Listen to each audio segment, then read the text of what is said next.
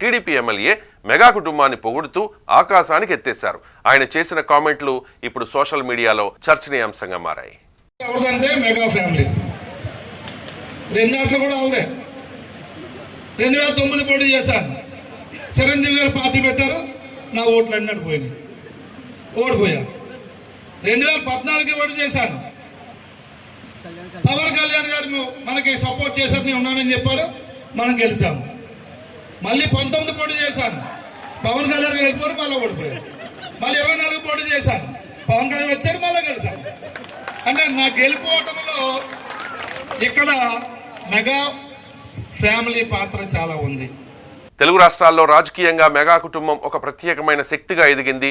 Cinema రంగంలో సాధించుకున్న అభిమానం, ప్రజలతో కలిసిపోయే స్వభావం, సామాజికంగా సేవ చేయాలనే మనసు, ఇవన్నీ కలిసి మెగా కుటుంబానికి రాజకీయ రంగంలో ఒక బలమైన పునాదినిచ్చాయి.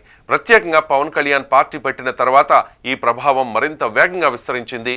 పవన్ కళ్యాణ్ వ్యక్తిత్వం, నేరుగా మాట్లాడే తీరు, సామాజిక సమస్యలపై పోరాటం కలిసి ప్రజల్లో విశ్వాసాన్ని మరింతగా పెంచాయి. మెగా కుటుంబానికి ఉన్న అభిమాన వర్గం చాలా పెద్దది.